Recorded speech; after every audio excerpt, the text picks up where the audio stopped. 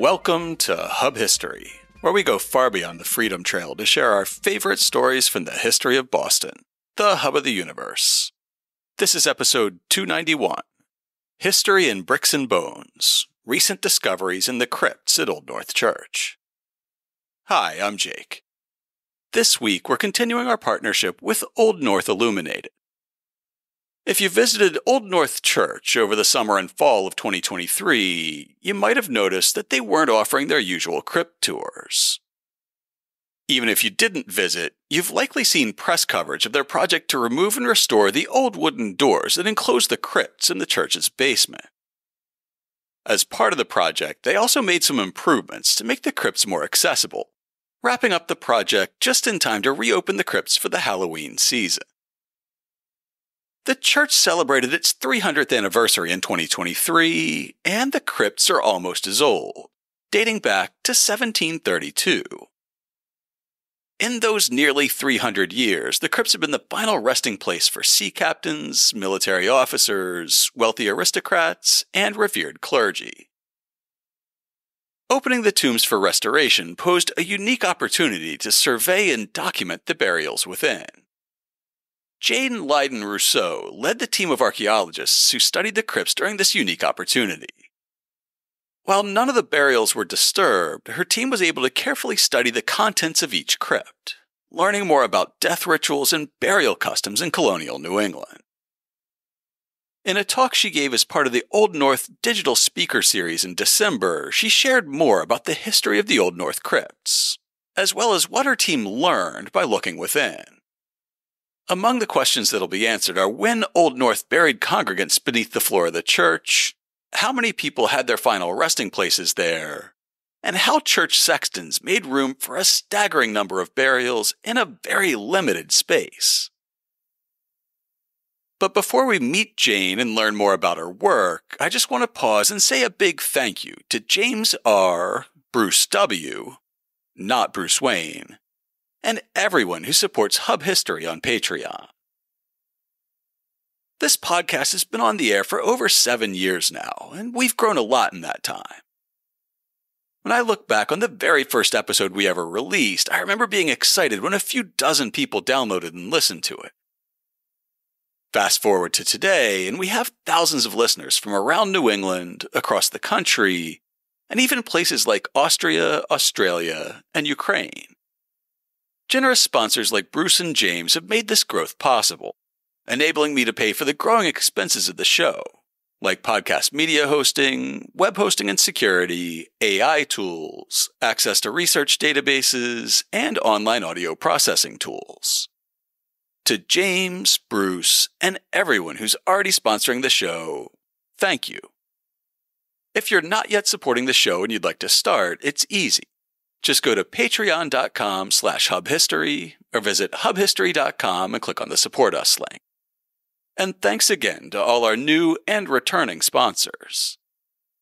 Now it's time for this week's main topic. Lyden Rousseau is an osteoarchaeologist and burial specialist based in Boston. She's a steward of museum collections at Harvard University's Peabody Museum of Archaeology and Ethnology and a consulting scholar for Old North Illuminated. Her research of the Old North Church burial crypt has been presented in lectures, through the publication of The Lonely Belfry and the Dead, an historical and archaeological study of the burial crypts of Boston's Old North Church, and has been developed for use on official behind-the-scenes tours. Jane earned her Master of Science degree in Human Osteology and Funerary Archaeology from the University of Sheffield and her Bachelor of Arts from Boston University. We thank Old North Illuminated for allowing us to share this talk with you. Welcome, everybody. Tonight I'm going to talk to you all about the crypt of the Old North Church. First, I'm going to start out with a little bit about the history of the crypt and its significance to the history of Boston, within the North End community, and within the history of our country. And I'm going to touch a bit on death and burial customs at the time that the crypt was used during the 18th and early 19th century in New England. And mostly I'd like to talk about the recent restoration within the crypt. That was a partnership between the Old North Church and Historic Site and the National Park Service, and has kind of culminated very recently. And I think all of us are very excited about this work. I started working on the crypt back in 2006. I was fresh out of graduate school, and I was very interested in what the crypt had to say about the history of Boston. I learned from a colleague that it existed. First of all, I didn't know. At the time, it was mainly used as sort of a storage site. What were called alleyways, they're walkways within the crypt, were used to store things that the church wasn't using anymore. It was sort of, you would go down there and it would have a very New England cellar feel to it, with tombstones kind of set into the wall. Most of my work at the time, because everything was sealed up, was at the Massachusetts Historical Society, which is where all of the ledgers are housed, that include all of the burials that have taken place at the Old North Church historically, as well as marriages and baptisms. And so I poured all of those. In addition to that, doing a preliminary survey of the tombs, sort of trying to get a background history that would be useful for tours and for any kind of further research, but also to sort of have a baseline in terms of recommendations for restoration and any kind of preservation that would be possible in the future. So based on that, the fact that there has been recent restoration that's happened to the tombs is very exciting. I'm really glad to see that. So the crypt itself, it's beneath the nave of the church, which is the main part of the church where the pews are. It's directly beneath that, and it includes 37 tombs.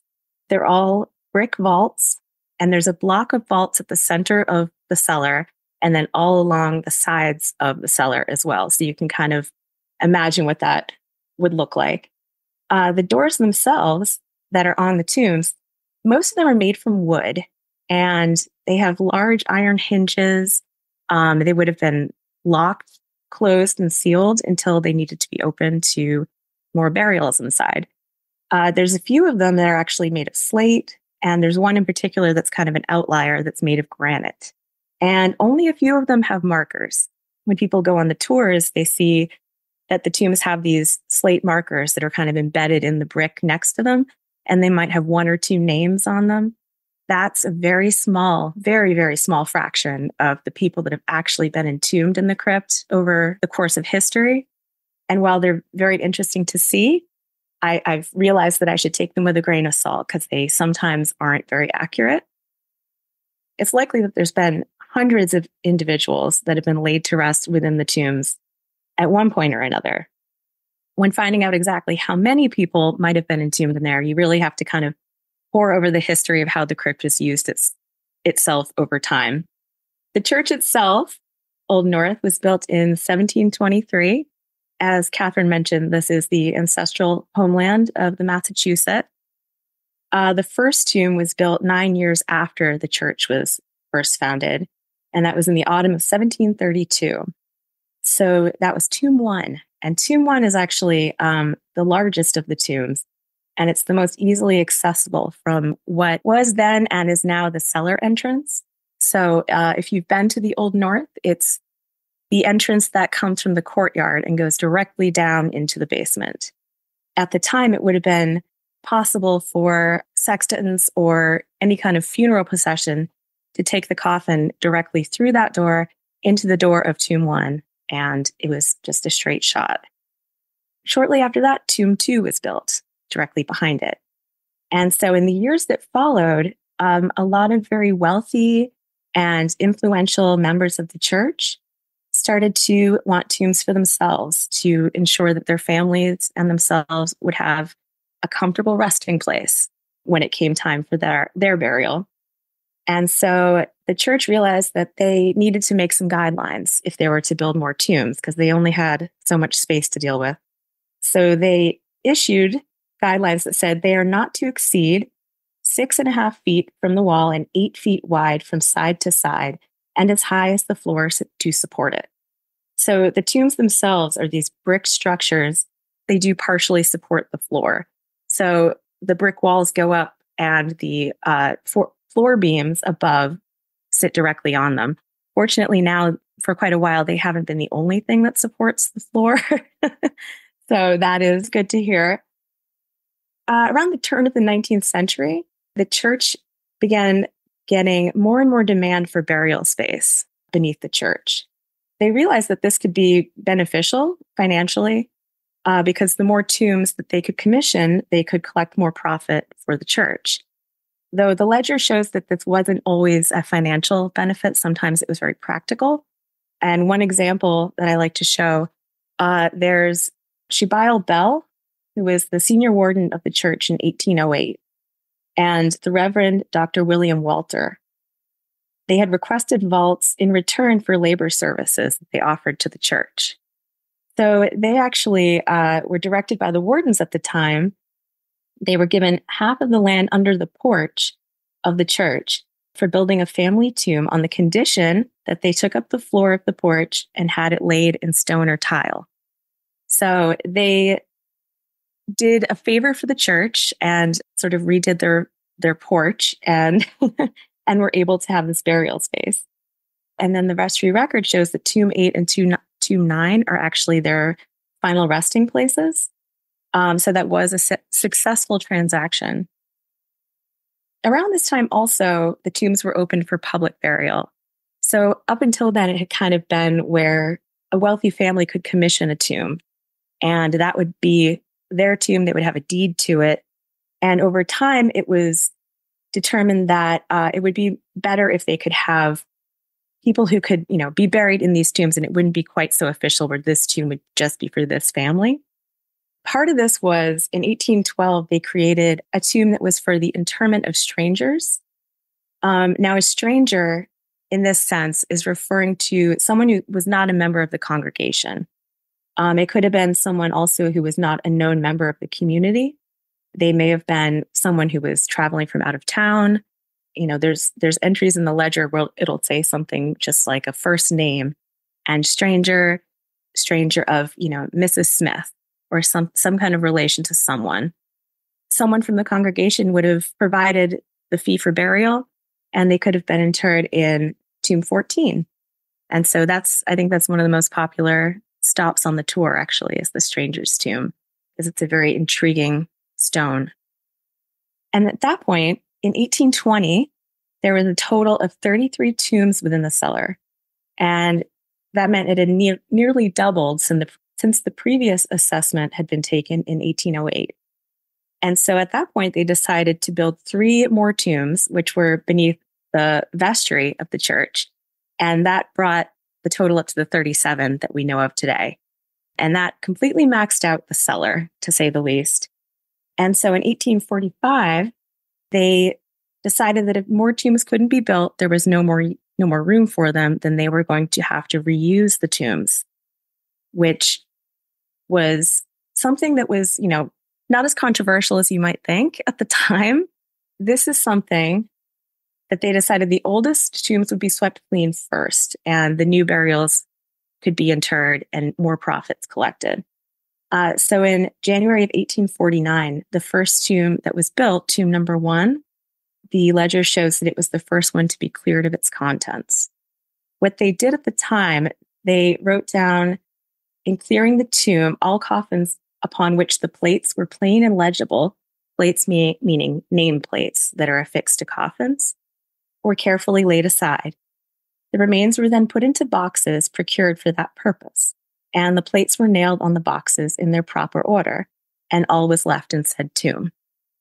After this was done, more tombs were swept in the years following. Let's see, there's actually something from a sexton from 1856 who kept diaries, and I find these diaries fascinating. They're a very interesting read.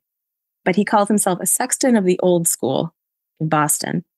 And he refers to tombs throughout the city, not just at the Old North Church, but he says, tombs, like other tenements, will change owners. If no survivor is at hand to prevent, and the new proprietor has other tenants whom he prefers for the dark and gloomy mansion, and they, in process of time, shall be served in a similar manner, by another generation. This is no exception. It is the general rule, the common course of dealing with the dead.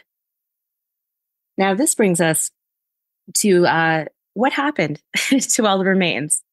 We have that one report from Tomb 1 that says that the remains were basically reboxed and placed back into the tomb.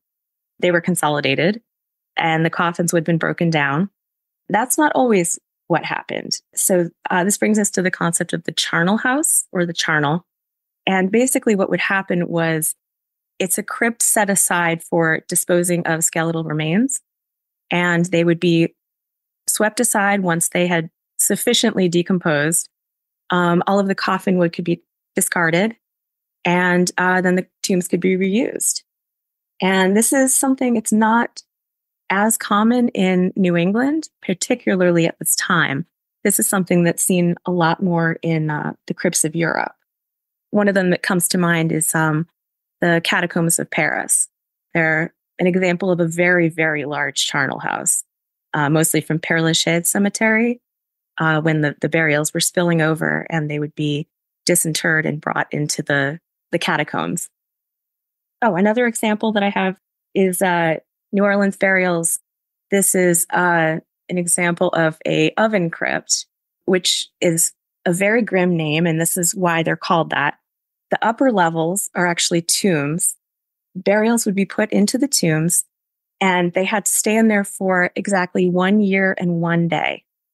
And the city considered that sufficient enough time for them to decompose where they could be opened. The tombs would then be swept and the bones would be pushed back to the back of the crypt. And then they fall down through a little opening, falling down into the space below, which is called a caveau. And the bones collect in the caveau, which is sort of like another type of charnel. And you may be thinking 1 year and 1 day.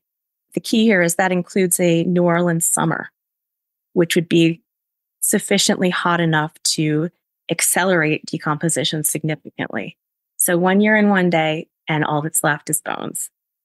I should say in New England, it was actually a lot more common to, rather than a charnel, if it was a burying ground, they would just kind of keep piling dirt higher and higher and burying higher and higher. And, one that's a good example, you see this at Copp's Hill quite a bit, which it's built on a hill anyway, but the hill has been expanded just by, having a burial. And when that burial is sufficiently decomposed, burying on top of that with more dirt and more individuals. So this understandably leads us to, in 1853, there were some concerns put forth from the Board of Health in the city. Basically, the repeated cleaning out of the tombs, constantly opening the tombs, reinterring more and more people as we're letting, more people be buried in the tombs. Basically, is the stench of death that would have been coming from the building throughout this very, very congested neighborhood. It was getting more populated, more dense. It was understood to be very unsavory, to say the least. If you are at the Old North Church and you go outside into the courtyard and look at the side of the building, right at the ground level, you can see these little vents. They're like little gaps in the brick all along the outside. And those are actually vents that were put into the crypt to, promote airflow, to kind of, alleviate the smell. And to not only that, but to speed up the process of composition. So kind of a fun fact, if you're ever there, take a look. I have a statement from a sexton of the old school, as he calls himself, in his diary.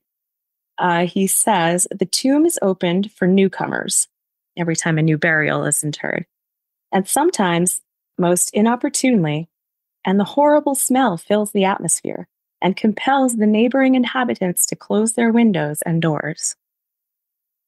I can only imagine. So after over 100 years of use, the government of the city of Boston orders the crypt, closed to further burials. And this is following similar ordinances in New York, London, Paris. This was something that was growing in popularity.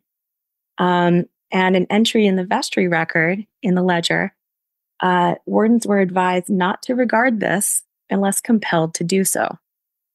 And there is evidence that they continued to keep burying until about 1860, when the tombs were sealed and abandoned, and all titles that still existed were completely eliminated.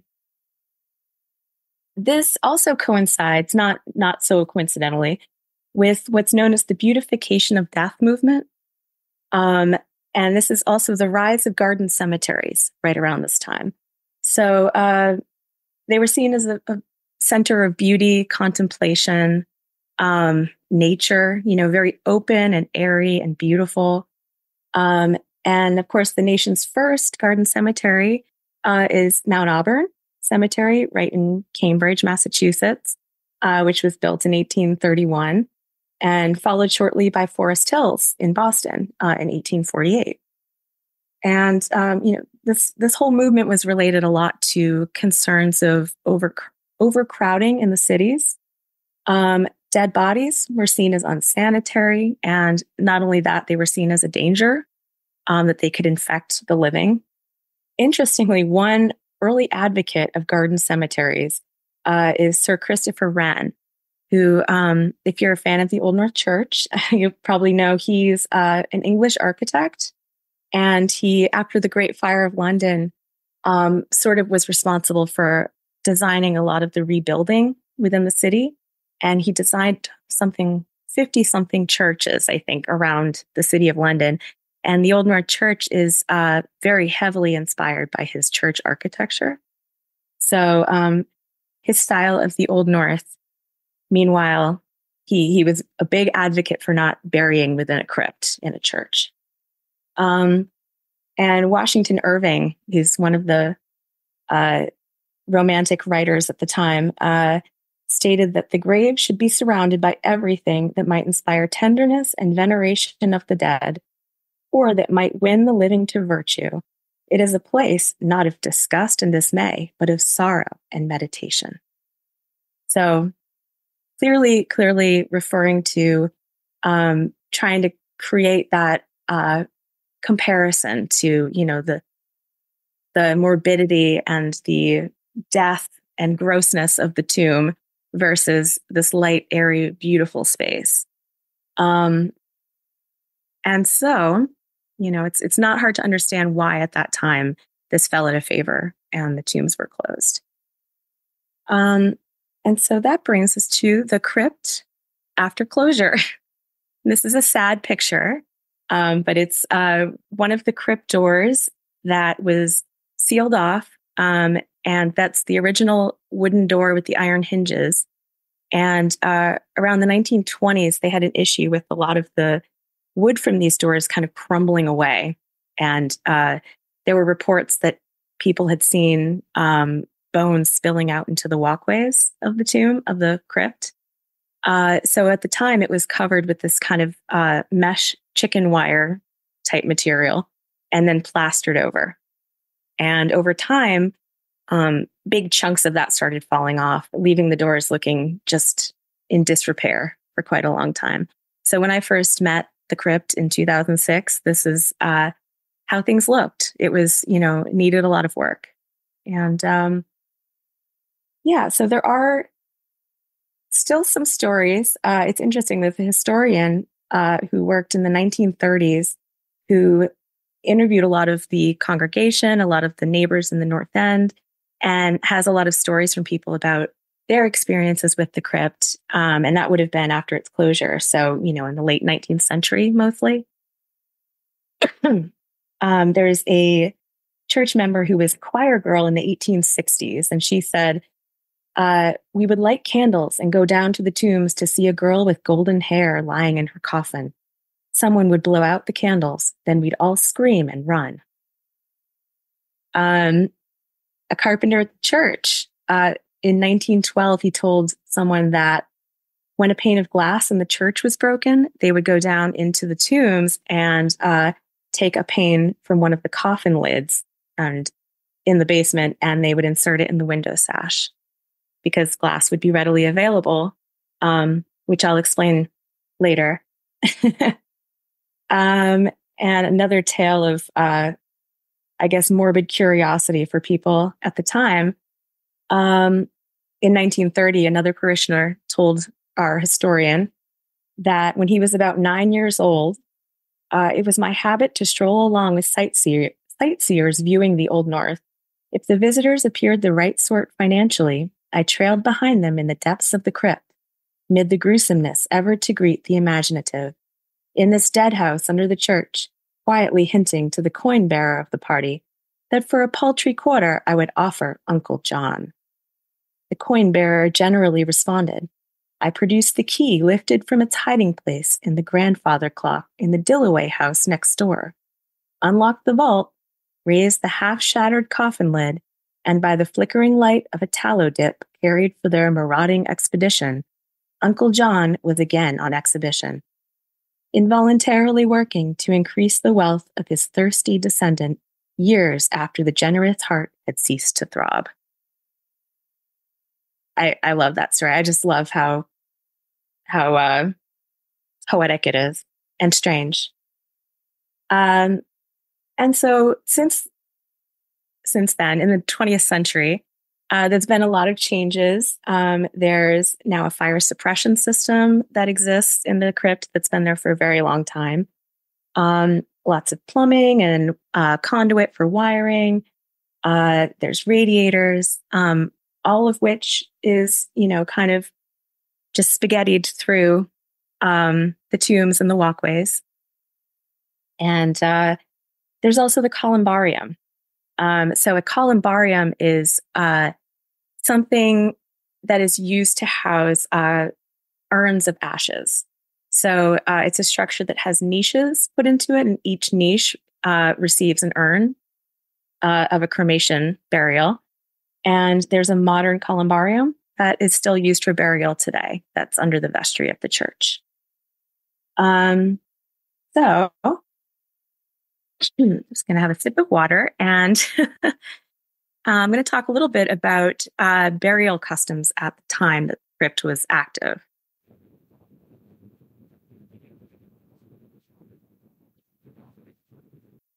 Okay, so in the 18th century and early 19th century, that's the time frame that we're looking at here, in European tradition and New England tradition, burial near a church was seen as maintaining a closeness to heaven, and more importantly, maybe a closeness to one's community, church community, family. There's a gravestone inscription from a graveyard in England that I love, and it says, "Here lie I by the chancel door. They put me here because I was poor. The further in, the more you pay, but here I lie as snug as they." So they're right near the door. They're not under the church, but they're right near the door. And in these tombs, so these tombs within the Old North Crypt are barrel vaulted. So the best way I can describe it is it looks a bit like a brick pizza oven. Just picture them being quite large, about 8 feet by 8 feet by 6 feet. And coffins would be arranged and stacked. And sometimes if someone was wealthy enough, they might have shelves inside, usually at the back or shelves on either side. You can see something similar if you think of like modern mausolea that you might see if it's a chapel in the center, and then there will be shelves on either side for caskets to be entombed. So it's similar to that, although if they didn't have shelves, they would be stacked, sometimes as high as they could be stacked, which meant that they could sometimes collapse because that's quite a bit of weight.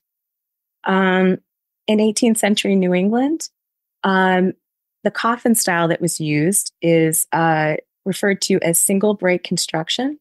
So these were usually made from a soft wood, commonly pine. And single break construction was, so the shape is it's like an anthropoid shape. It looks like the shape of a body, and where it's wider at the shoulders, narrow at the toes. It's sometimes called a toe pincher coffin, appropriately.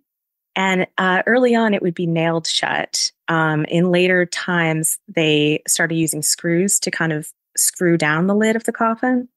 And I'll tell you a bit about that later.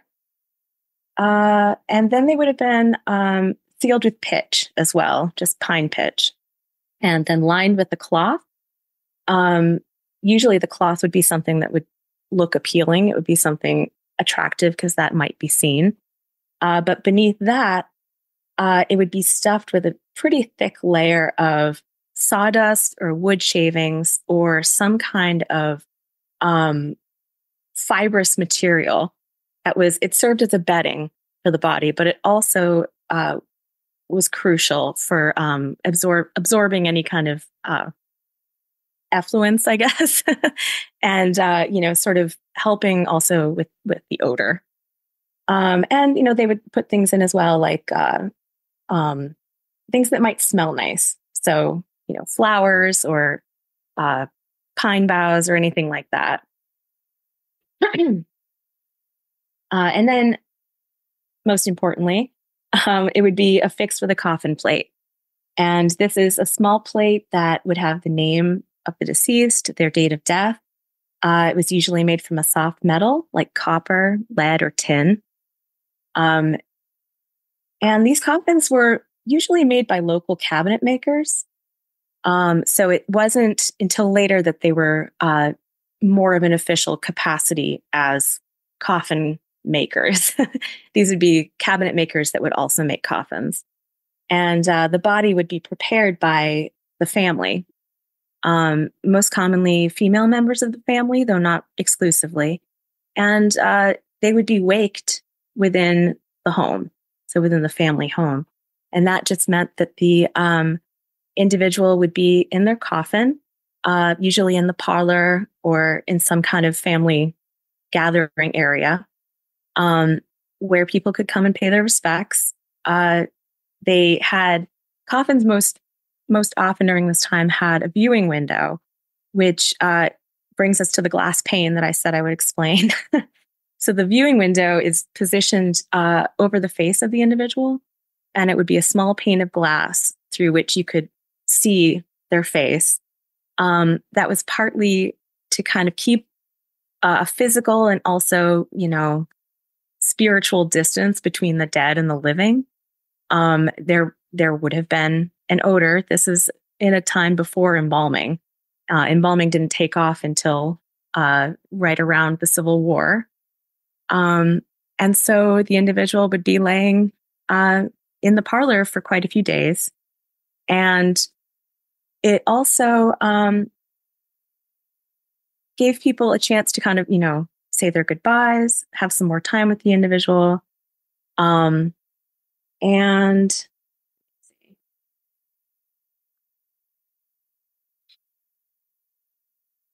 okay, so I'm going to talk a little bit about who is entombed within the crypt. So this is probably a question I get asked more than anything, as people are really interested to know who's buried there. Why are they buried there? Is their family buried there? And so the way that you can find this out is through the burial registers that were kept by the clergy. And so this almost always has the name, their age at death. Sometimes the cause of death is listed, although it's not common.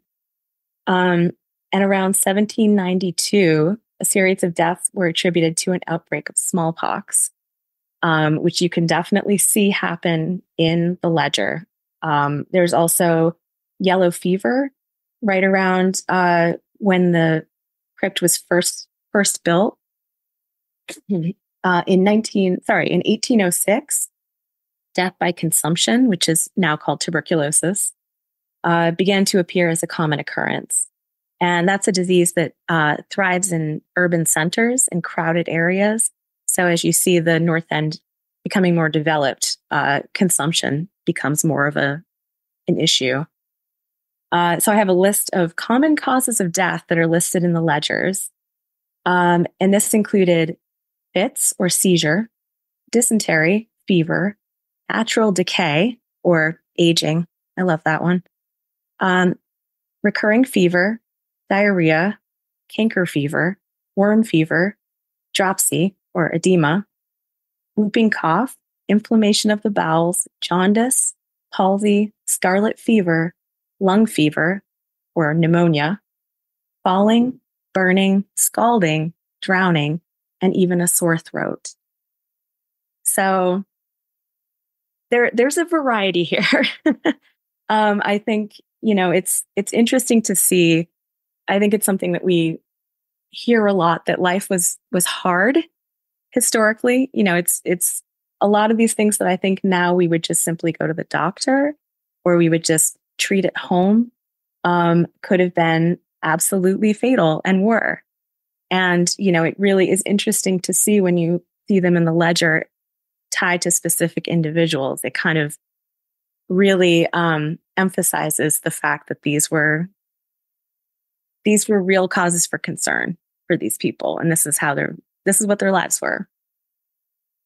And so throughout the 18th century, there were many wealthy and prominent citizens in the North End. And in the years following the Revolution, a lot of the wealthy members began to disperse throughout the city and throughout the area. And by the end of the 19th century, the North End was continually resettled by a lot of immigrants from Europe and by formerly enslaved individuals as well. And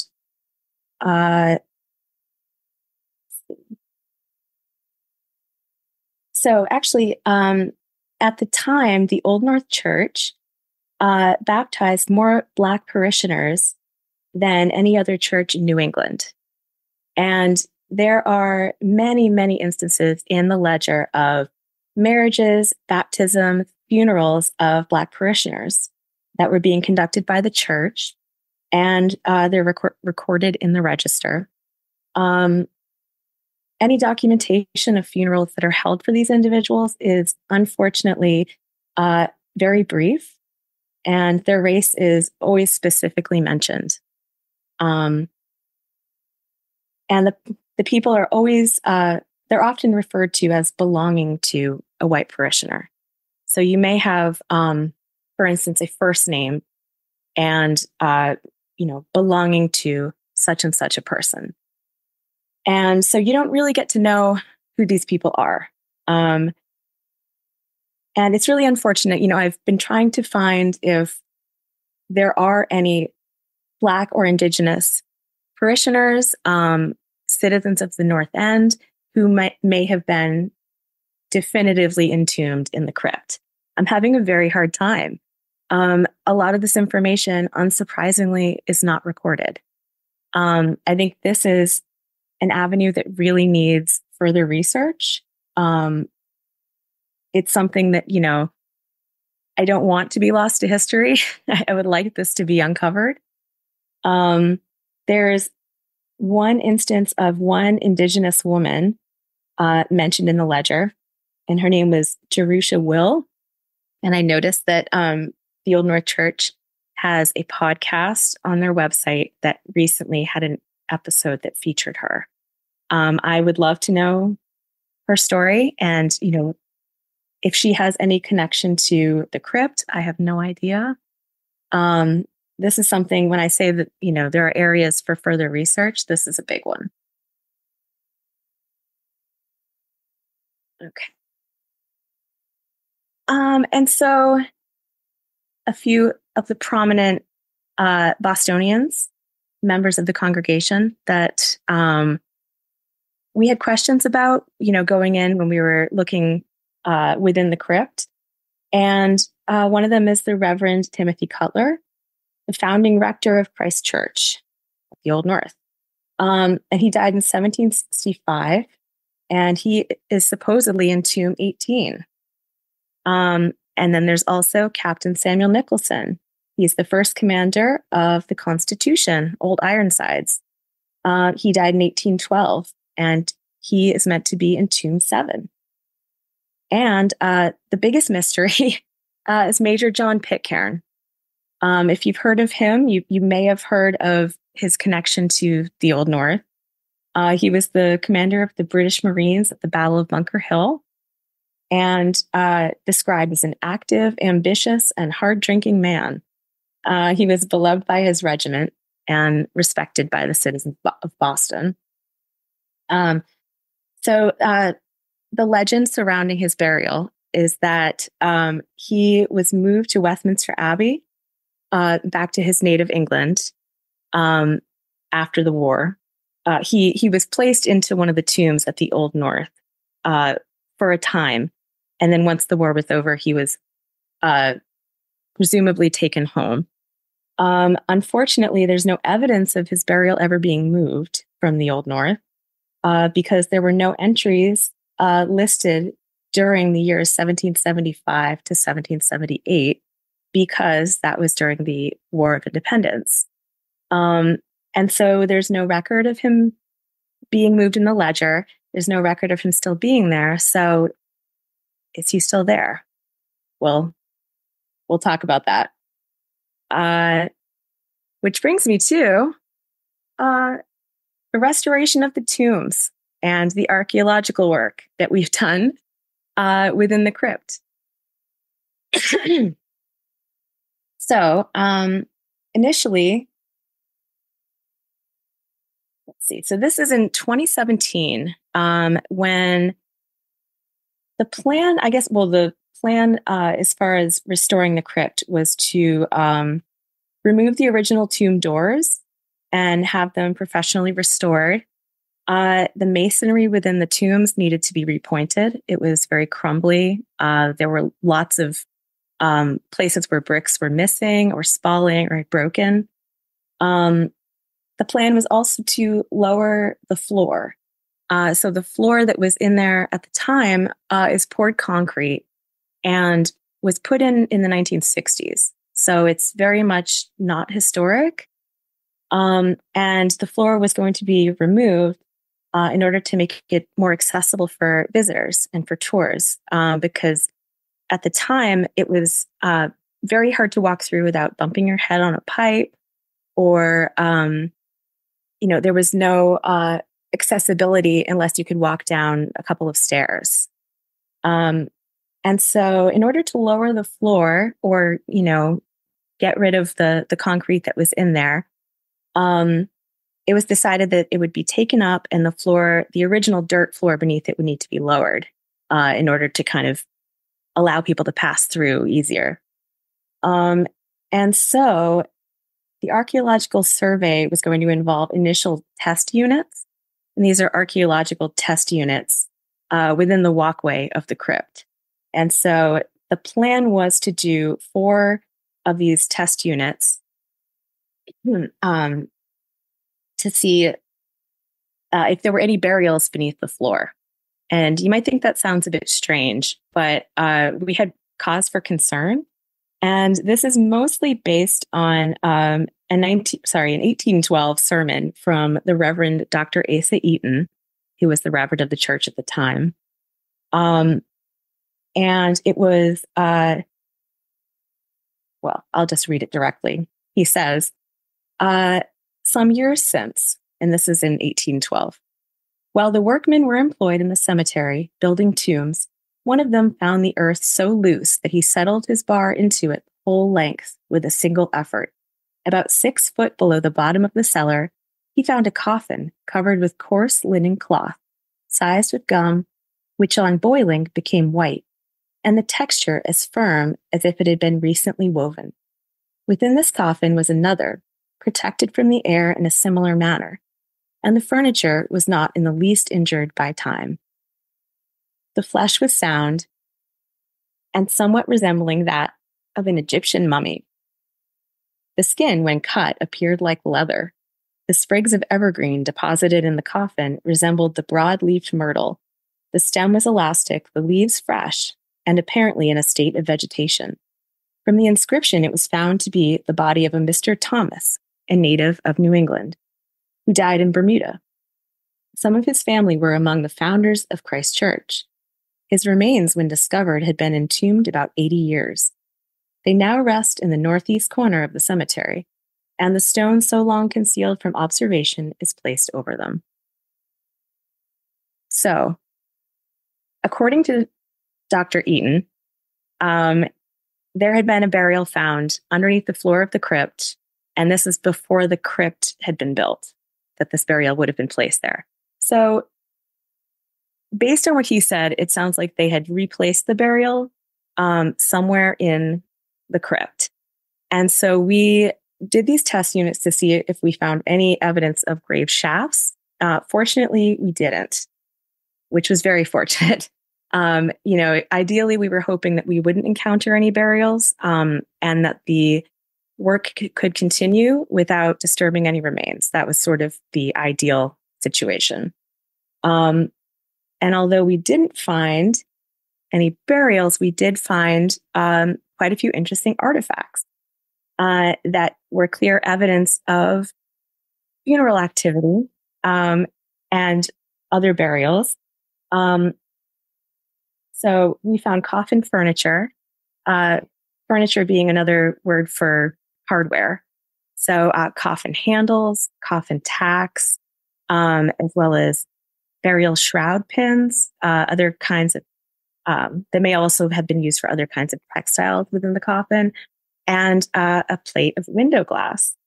And window glass, although it's not definitive by any means, I would not be at all surprised if it's from a viewing window. And you'll see it was not the only piece of viewing window glass we found. And so that brought us to the other part of the initial work that was done, which was to use a tomb kind of as a test case to see if the doors could be removed for restoration. What would that entail? And if the doors were removed, what would we find in that? And so Tomb 12 was selected for that purpose. This was a very exciting day. So I should say these excavations and all of the archaeological work was conducted by myself and by the city archaeology program. And it was myself, Joe Bagley, Nadia Klein, and Lauren Sharp. And this was a very exciting day. This was Joe and I were able to start doing our survey. And let's see, this was a tomb that had been cleared, according to the ledger, in 1844. So we weren't really sure what we were going to find. Was it cleared because of the general smell in the area, the Board of Health concerns? Was it never refilled again? Were we going to find a completely empty vault? We really weren't sure. Needless to say, it was absolutely not empty. We got in there and found major coffin collapse. So we had to this is a reconstruction that Joe made. And we determined just trying to figure out what we were seeing, because it looked, it was just a massive pile of lumber. All of the coffins had collapsed over time. There were human remains. There were lots of textiles, lots of wood shavings that I had described as being, the base of the coffins. But this is kind of what we were thinking it looked like originally. And it would have been 4 layers, at least, of adult coffins with infant and child coffins placed on top of them, which would have involved rearranging every time a new individual was placed in there. So the coffin collapse, I should say, that doesn't necessarily happen because coffins are placed on coffins. It happens over time.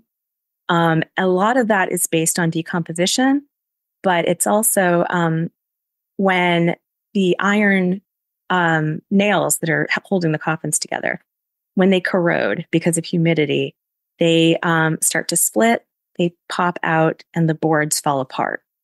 So there's not much holding these coffins together. And so that would result in, over time, they just fall apart and fall apart.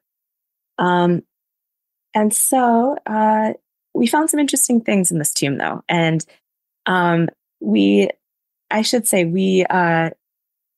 plan for doing this excavation was that we weren't going to touch anything. We weren't going to disturb any of the remains. So we did this all just by sight. And we just wanted to record everything that we could see. And so we did see skeletonized remains of about 3 individuals. One included an infant with fragments of a bonnet.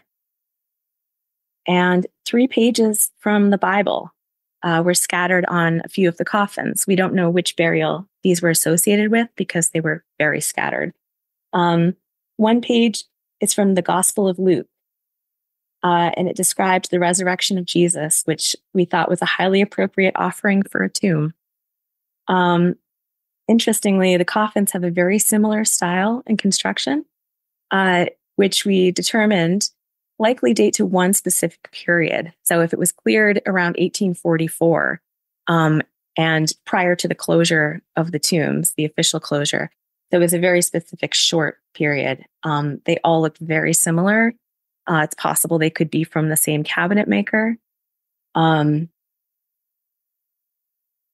so that was a very good intro for us into the 2023 season of archaeology, which is really when the project began in earnest. So this was, I believe, in February or March of 2023. And this is when the tombs were opened. So we had, of the tombs that were opened, 8 of the original wood doors were to be restored. The tombs that had slate doors or the one with the granite door, some of them that were just bricked up, those were not opened because those were not going to be, the doors weren't going to be restored. They were just going to be left as is. So our goal was not really to open all the tombs. It was really just the doors were being taken out, and this was our opportunity to get a survey in, get a look at what we had, what was going on. And so, of course, we formulated some research questions.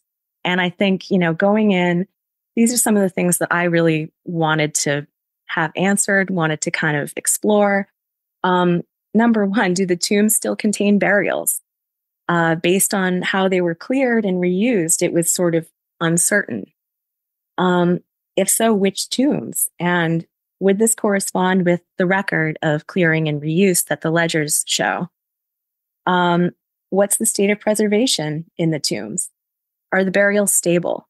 Is this something, if there's a lot of degradation, is it something that's going to keep continuing? Is the replacement of the doors going to change that? Because it's creating, there's a microclimate in there. There's a small space. Is that going to change if the doors are changed or if they're temporarily opened? Are the burials consistent with what's known about funerary customs of the period? Are we going to open these and find something completely different? That would have been very surprising, but you never know. And, what, if anything, can we learn about the individuals based on what we find?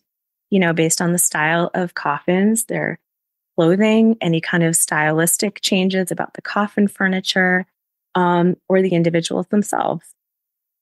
And those prominent Bostonians that I mentioned earlier, are they present and accounted for? That's something that I think comes up a lot on tours. And, it's certainly something that people have been wondering. And so, as I mentioned, this was a non-invasive survey. And so what Joe, Nadia, and Lauren and I were doing, it was key that there was no disturbance to the remains or the burials. This for us, this was kind of an ethical framework for the work that we were doing. We were very careful that if there were any kind of media that were stopping by, we let them know that these were our guidelines, and we really enforced that.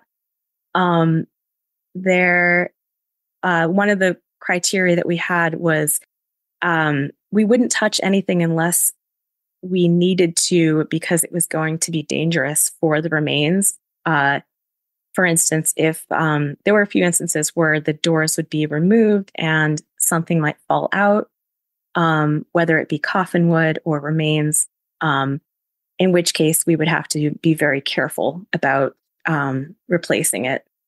And so the doors themselves, they were removed along with their sills. So there was nothing left there except for the brick.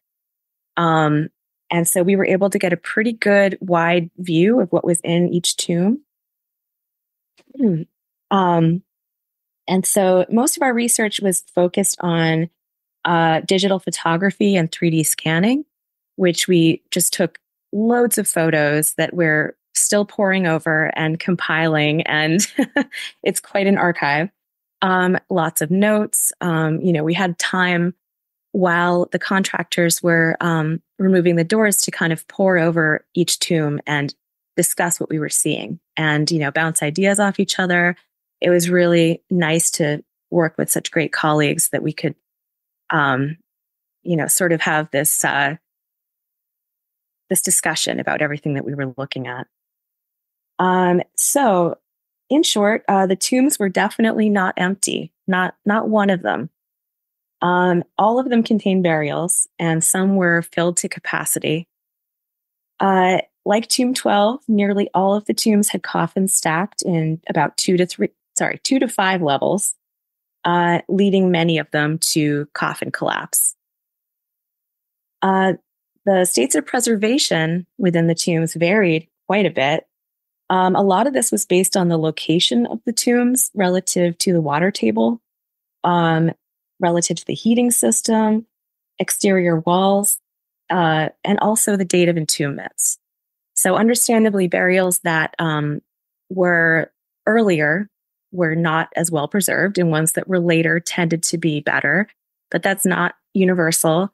Tombs that were at the lower end of the crypt, which is closer to, closer to the water, the ocean, and closer to the water table, there was quite a bit of decomposition. There was not much there.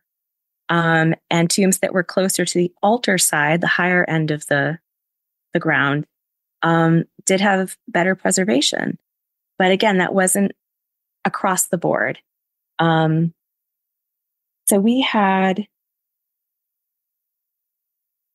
let's see, there was pretty remarkable preservation with the individuals themselves. I think, that was pretty incredible to see. There were some individuals that were completely skeletonized, where there was not a lot of bone left, and some had a lot of salts on the bones, where the salt kind of extrudes from the bone itself due to high humidity. So it's sort of a glistening type of material. It's not necessarily recognizable as bone when you see it, but it's that was what was left of the burials. And then there were others that were pretty remarkably mummified naturally, where they were desiccated and had a bit of a sleeping look about them, where they just looked like they were much more recent than several hundred years ago. It was pretty incredible. And let's see. So just right off the bat, some of the questions that we wanted to answer. Reverend Timothy Cutler, when I talk about preservation being really good right under the altar, his tomb comes to mind. So he, again, was the founding rector of the Old North Church. He died in 1765, and he was 82. And he is in Tomb 18. So So he is presumably buried there with his family. And when we opened his tomb, I think his was one of the last that we did. But in there, we found the coffins of approximately 4 adults and 3 babies or children, and they appeared very undisturbed. Otherwise, the tomb was mostly empty. It was relatively undisturbed. And so it looked to us that, when they were placed in there, around 1765 and other family around that time, it looked very much like they hadn't been disturbed. His we know was not cleared. There's nothing in the ledger that indicates that his was reused. So we believe that Timothy Cutler and his family are still in Tomb 18. These coffins were in excellent condition. They didn't suffer, I don't think, any coffin collapse, if I remember correctly. And they looked like they were a bit nicer than than some of the other coffins. So it looked like it was an important individual. And someone had taken great care to kind of ensure that this burial site would be preserved. And Captain Samuel Nicholson, and he again was the commander of Old Ironsides, the USS Constitution. He died in 1812, and he is in Tomb 7. And Tomb 7 is at the complete opposite end of the crypt. And when we opened this tomb, at first we thought that it had been cleared at some point.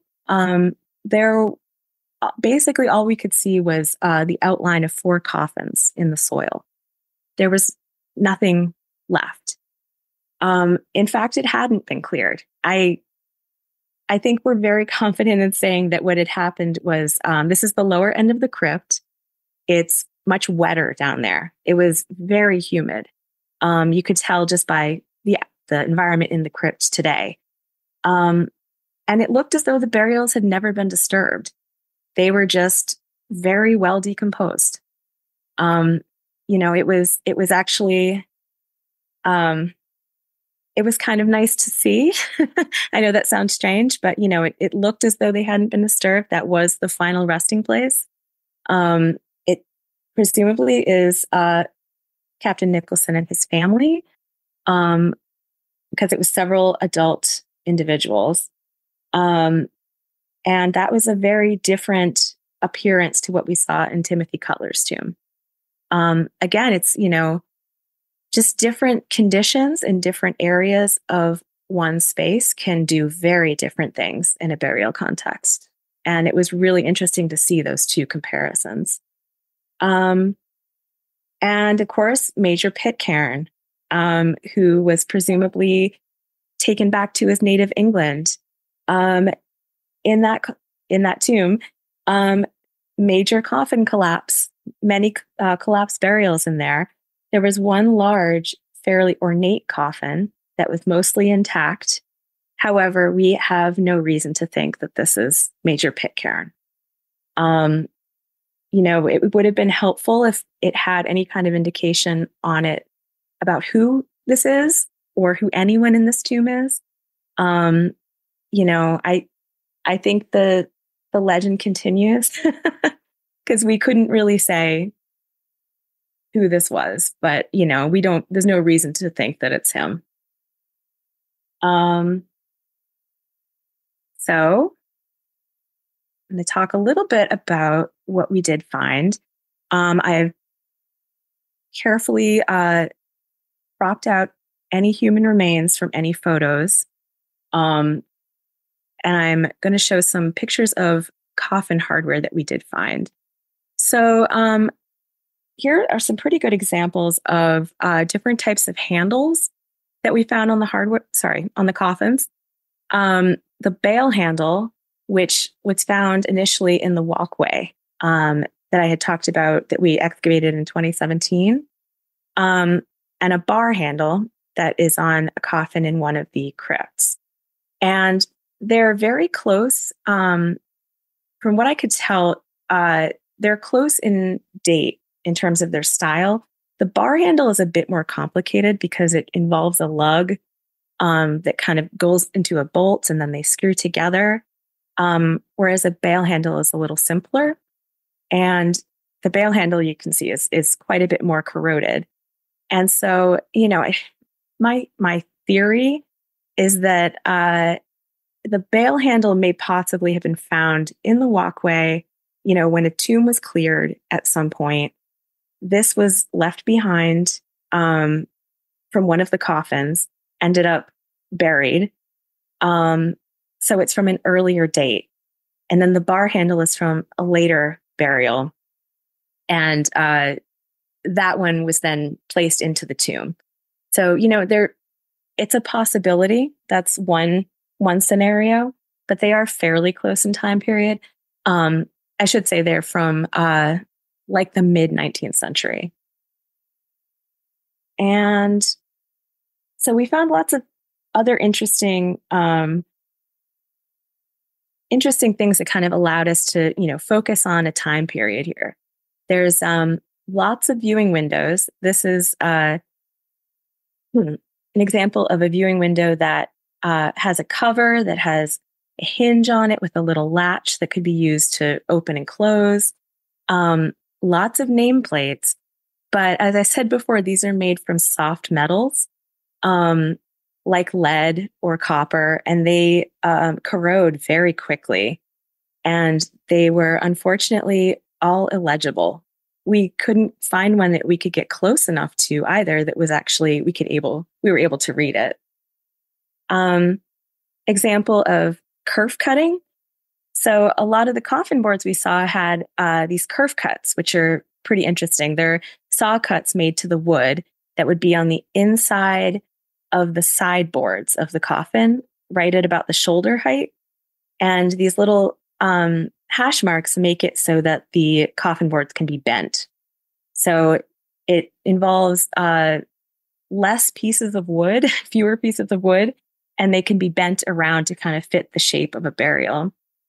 And very coarse textiles, like I had mentioned before, that were placed into the coffin as bedding and as absorbency. And there's lots of decoration as well. It's not all utilitarian. It's not all, just function. There's a lot of design here too. So there are lead tacks that serve a purpose to hold textiles onto the exterior of a coffin, but they also could be used to kind of make nice designs. This was something that was stylistically very popular around the mid 19th century. And it looks to me like it's CH or TH that somebody tried to etch out in lead on one coffin. And I think we spent quite a bit of time trying to actually figure out what that said. So it's, these designs could be very personalized, which I think is really interesting and really nice to see. This screw cover that it's called a diamond screw cover or a diamond screw plate. We found so many of these, which makes me think that they were being used at least by one cabinet maker, if not a few in the area, because they were just everywhere. And it's a diamond plate that would be used to cover the screw. So the screw would actually go through the diamond plate, and then a little cap is affixed to the top of the screw to cover it, just to make it look prettier. And these little caps were all over the place. The coffin linings ranged quite a bit. Some of them were sort of a coarser cloth, tacked down with little nails. And, we found some that were almost like a satiny material, very, they looked very expensive. They looked like very fancy, like somebody really splurged on some of these aspects of their loved ones' burials. And again, wood shavings, just wood shavings everywhere. This is something that cabinet makers, anyone who's ever done woodworking knows. You have wood shavings and wood sawdust everywhere. And if you're making a coffin, if you can put that to good use, then, by all means, it can be used within as bedding. And it very much was. I think one of my favorite aspects of what we did find is burial garments. And I can't show you any from the Old North crypt because I can't show them without showing human remains, which I'm not doing. But these are a comparative sample that I've used the crypt at Christ Church Spitalfields, which is in London, as a comparative example, pretty much through all of my research, because it's actually remarkable how close a lot of the aspects of these burials and the crypt at the North Church are very similar. The dates of use are almost spot on as to the ones at the Old North. And so this, we did see quite a bit of shrouds, mostly fragmentary. And a burial shroud would have been a soft material. Something like muslin or cotton. And a lot of bonnets, not just on children, sometimes adults as well. In one instance, we saw an individual that had what appeared to be a coat with buttons. And I think one of the most remarkable things that we came across that, we all really kind of gasped when we saw this, and it kind of took us back. There was an individual who was incredibly well preserved, just, looked as though they had died very recently. And they were wearing woolen stockings that went up to about the knee. And just seeing these stockings, they look like socks. They just look like socks that anyone would have. And knowing how old this burial was, when this individual lived, and seeing this part of humanity, it was really moving. It was a very, very cool thing to see. And so, and a lot of these garments, at the time, they would have been made by family.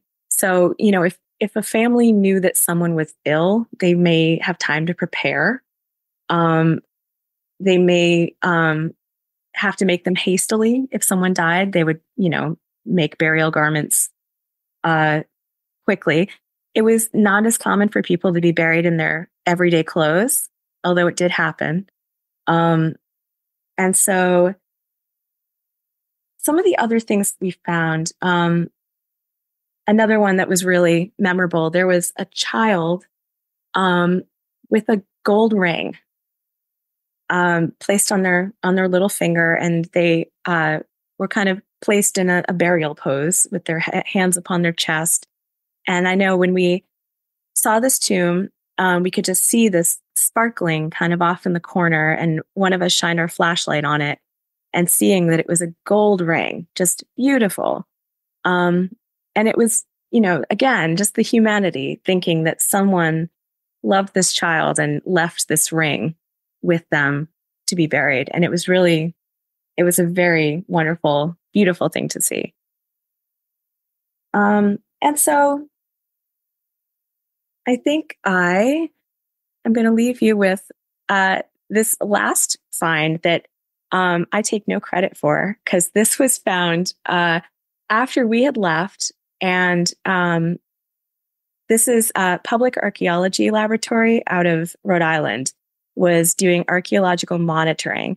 So after the tombs had been closed with their temporary doors, we had left to kind of compile our notes and download our photos. And Pal was there while the floor was being lowered. And they were monitoring just to make sure that there were no artifacts coming up, no burials encountered. And they were there for a little while after that. And as the floor was being lowered, fragments of this gravestone came out of one of the tomb walls. And basically what it shows is that it's reuse. So at some point, this gravestone was either damaged or it was maybe the stonemaker made an error and it was a cast off. It was a seconds, basically.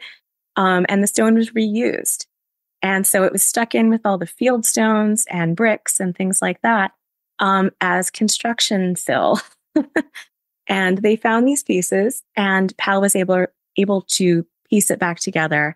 And from what I understand, it's now in the open and empty tomb that has always been open and empty in recent memory, so that it's available to see on tours.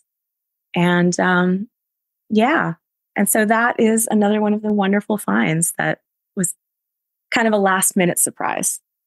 And so I guess that's another good reminder for everybody to please come visit the Old North Church and take their tours of the crypt and see the remarkable restoration work that's been done. I'm so happy that this was done. It just warms my heart. So I want to encourage all of you to please do that.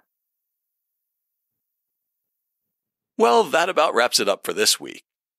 To learn more about Jane Lyden Rousseau and her work at Old North, and to find more information about Old North Illuminated's digital speaker series, check out this week's show notes at hubhistory.com/291. If you'd like to get in touch with us, you can email podcast@hubhistory.com. We're Hub History on Twitter, Facebook, and Instagram, and still most active on Twitter, when I'm on social media at all. Or just go to hubhistory.com and click on the Contact Us link. While you're on the site, hit the subscribe link and be sure that you never miss an episode. If you subscribe on Apple Podcasts, please consider writing us a brief review. If you do, drop me a line, and I'll send you a Hub History sticker as a token of appreciation. That's all for now. Stay safe out there, listeners.